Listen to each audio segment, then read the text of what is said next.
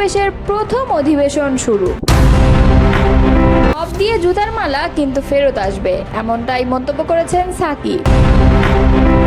ট্রাম্পের হুমকির পর তেহরানে একাধিক বিস্ফোরণ। গাজায় একদিনে প্রাণ গেল ৭২ জনের, মোট নিহত ছাড়ালো ৫৬,৩০০ জন। এতক্ষণ শুনছিলেন সংবাদ শিরোনাম, এবারে বিস্তারিত। সংখ্যানুপাতিক পদ্ধতিতে জাতীয় নির্বাচন আয়োজন সহ ৩ দফা দাবিতে মহাসমাবেশের আয়োজন করছে ইসলামী আন্দোলন বাংলাদেশ। শনিবার সকাল ১০টায় রাজধানীর সোহরাওয়ার্দী উদ্যানে আনুষ্ঠানিকভাবে ইসলামী আন্দোলনের মহাসমাবেশের প্রথম অধিবেশন শুরু হয়েছে।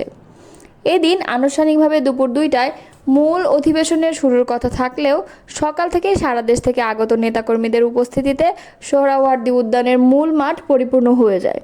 সকাল ১০টায় কুরআন তিলাওয়াতের মাধ্যমে শুরু হয় প্রথম পর্ব। এ পর্বে সারা দেশ থেকে আগত জেলা মহানগর নেতৃবৃন্দ বক্তব্য রাখছেন। উপস্থিত আছেন ইসলামী আন্দোলন বাংলাদেশের মহাসচিব অধ্যক্ষ হাফেজ মাওলানা ইউনুস আহমদ। আজকের এই মহাসমাবেশে সংখ্যানুপাতিক পদ্ধতির পক্ষের সবগুলো রাজনৈতিক দলের নেতৃবৃন্দ উপস্থিত হবেন বলেও জানা গেছে। মূলত সংস্কার, বিচার ও পিআর পদ্ধতিতে জাতীয় নির্বাচন আয়োজনের দাবিতে এই মহাসমাবেশ করেছে আন্দোলন বাংলাদেশ। মব তৈরি করে কোনো ব্যক্তির গলায় জুতার মালা পরানোর যে উদাহরণ তৈরি হচ্ছে তা ফেরত আসবে বলে মন্তব্য করেছেন গণসংহতি আন্দোলনের প্রধান সমন্বয়কারী জোনায়েদ সাকি। সাবেক সিইসি কে এম নুরুল হুদাকে গ্রেফতারের আগে কথিত মবের হেনস্থার প্রসঙ্গ ধরে শুক্রবার চট্টগ্রাম প্রেস ক্লাবে সাংবাদিকদের সঙ্গে মতবিনিময় অনুষ্ঠানে তিনি এসব কথা বলেন। সাকি বলেন, মব আক্রমণ হচ্ছে। মাননীয় প্রধান উপদেষ্টার প্রেস সেক্রেটারি বললেন যে মব না, প্রেশার গ্রুপ। মানেটা কি? প্রেশার গ্রুপ জিনিসটা কি? আপনি যদি মনে করেন যে অমুক ব্যক্তি অন্যায় করছে, তার শাস্তি হওয়া দরকার, তো আপনার সভা সমাবেশ করার জায়গা আছে, তার বাড়িতে হামলা করা আপনার এখন কর্তব্য না।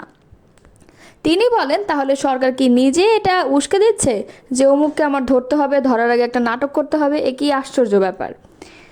শেখ হাসিনা যেমন করতো তেমনি কাউকে গ্রেপ্তার করার আগে নানান ছক তৈরি করতো। বহুজনের ক্ষেত্রে ওইটা বলা যাবে আগে তাকে একটু খলনায়ক ধরনের বানিয়ে নিয়েছে। সামাজিক মাধ্যমে ২-৩ দিন ধরে তাকে বেশ কয়েকটা চলেছে, এরপর যে তাকে গ্রেপ্তার অ্যারেস্ট করেছে। তাহলে তো একই পদ্ধতি প্রয়োগ করছেন। তিনি আরও বলেন, ৩টা নির্বাচন কমিশনার কে জবাবদিহির আওতায় আনার জন্য বহু আগে থেকে রাজনৈতিক দলগুলো বলেছে। আমরা বলেছি, সকলেই বলেছে, জবাবদিহির আওতায় আনেন, আপনারা সেই অনুযায়ী পদক্ষেপ নেন। তারপর যদি বিচারক জায়গায় নিতে হয় তাহলে বিচারিক প্রক্রিয়ার মধ্যে ঢুকেন। আপনি কোনো ব্যক্তির গলায় জুতার মালা পরাবেন, এটি ব্যক্তির যে মানবিক অস্তিত্ব তাকে আপনি অপমান করছেন। এটাকে বলে বিমান বিকিরণ। একজন সর্বোচ্চ অপরাধীকেও তা করা হয় না, কিন্তু কোনো অপরাধীকে ফাঁসি দিলেও তারও কতগুলো মানবিক অধিকারকে স্বীকার করে নিয়ে কিন্তু সেই কাজটা করা হয়। গণসংহতি আন্দোলনের নেতা সাকি বলেন, আপনি এটাও করতে পারেন না। এই যে উদাহরণ তৈরি হচ্ছে, উদাহরণ কিন্তু ফেরত আসবে। এই উদাহরণগুলো কোনো কারণেই গণতান্ত্রিক ব্যবস্থায় গ্রহণযোগ্য হতে পারে না।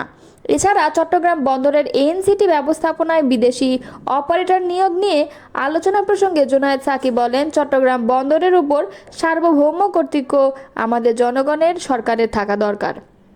তারপর এর অর্থনৈতিক এবং অন্যান্য প্রযুক্তিগত দিক উন্নতির জন্য সরকার নানা পরিকল্পনা করতে পারে, কিন্তু সেটা স্বচ্ছতা ও স্পষ্টতার সঙ্গে হতে হবে।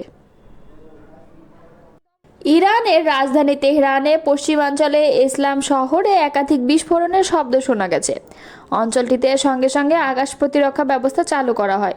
প্রত্যক্ষদর্শীদের সোশ্যাল মিডিয়ার বরাত দিয়ে শনিবার ইরান ইন্টারন্যাশনালের লাইভ প্রতিবেদনে এই তথ্য জানানো হয়েছে। তবে ঠিক কী কারণে এই বিস্ফোরণ হয়, এতে কী পরিমাণ ক্ষয়ক্ষতি বা হতাহতের ঘটনা ঘটে সেই সম্পর্কে বিস্তারিত কিছু জানায়নি সংবাদ মাধ্যমটি। ইরান ইন্টারন্যাশনালের পোস্ট করা ভিডিওতে দফায় দফায় বিস্ফোরণের শব্দ শোনা গেছে, সেই সঙ্গে আকাশে আলোর ঝলকানি দেখা গেছে। এর আগে ১২ দিনের সংঘাত শেষে গত ২৪ জুন ইসরায়েলের সঙ্গে যুদ্ধবিরতি কার্যকর হয়। যুদ্ধবিরতির পরেও উভয় দেশই একে অপরের বিরুদ্ধে যুদ্ধবিরতি লঙ্ঘনের অভিযোগ এনেছে। সেই সঙ্গে ইরান দাবি করেছে যুদ্ধবিরতি হলেও ইসরায়েল যে কোনো সময় হামলা চালাতে পারে। এদিকে ইরানে আবারও বোমা হামলার হুমকি দিয়েছেন মার্কিন প্রেসিডেন্ট ডোনাল্ড ট্রাম্প। তিনি বলেছেন, ইরান পারমাণবিক অস্ত্র তৈরির উপযোগী মাত্রায় ইউরেনিয়াম সমৃদ্ধ করতে সক্ষম হলে দেশটিতে আবারও বোমা হামলা করা হবে। শুক্রবার হোয়াইট হাউসে এক সংবাদ সম্মেলনে তিনি কথা বলেছেন। এর আগে ন্যাটো সম্মেলনে এক সাংবাদিক ট্রাম্পকে প্রশ্ন করেছিলেন, তেহরান যদি আবার পারমাণবিক কার্যক্রম শুরু করে যুক্তরাষ্ট্র কি আবার বোমা বর্ষণ করবে? যুক্তরাষ্ট্র কি আবারও বোমা বর্ষণ করবে? ট্রাম্প সরাসরি জবাবে বলেছিলেন, অবশ্যই।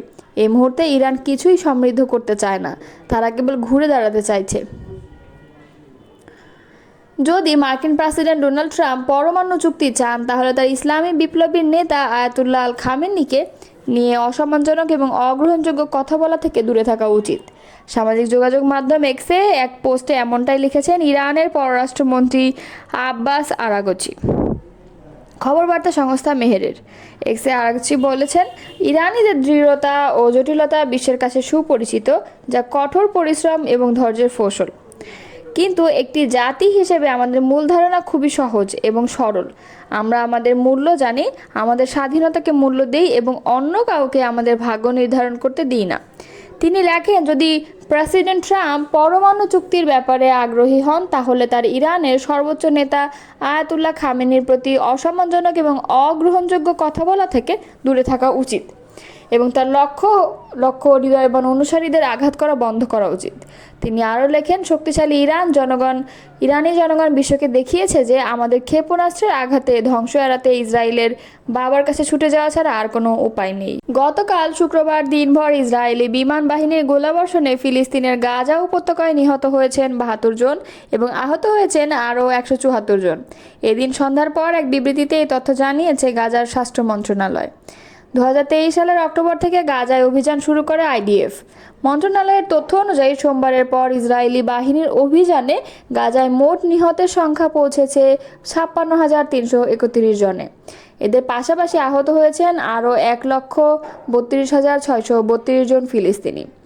২৩ সালের ৭ অক্টোবর ইসরায়েলের ভূখণ্ডে ঢুকে অতর্কিত হামলা চালায় গাজা উপত্যকা নিয়ন্ত্রণকারী সশস্ত্র রাজনৈতিক গোষ্ঠী হামাসের যোদ্ধারা।